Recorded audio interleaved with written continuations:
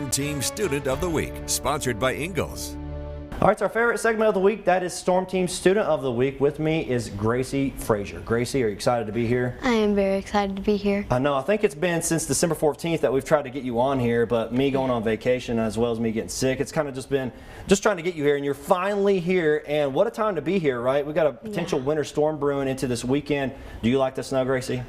Sort of. Maybe a little bit. Just a little bit, but you mainly like it when it gets you out of school, right? Yeah, that's the typical response right there. But speaking of school, where do you go to school? Boones Creek. Yes, Boones Creek.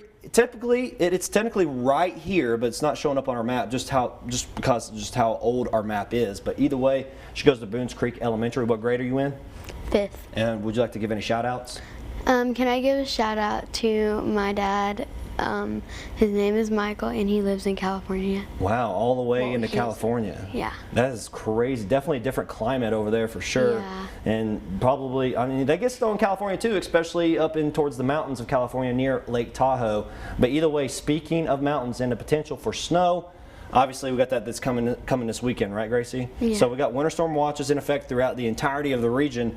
That means ingredients are favorable for a winter storm. Now here are some of the things that we might need for a potential winter storm, especially when what happens? When there's no heat. I mean electricity. No electricity and no power. And what are some of the key things that we can have, Gracie?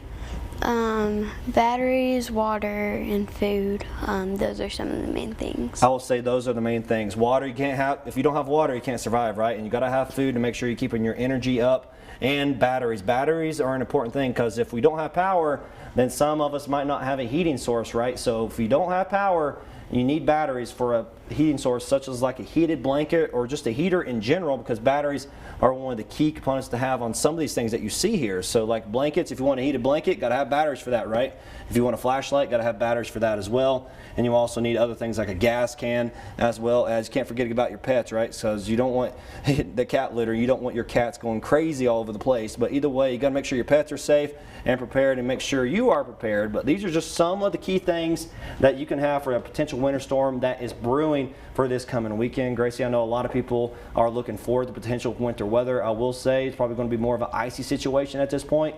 But either way, Gracie, thank you for your help. Do you have any questions for me? No, sir. All right, 1, 2, 3, and say back to you. 1, 2, 3. Back to you. Wait.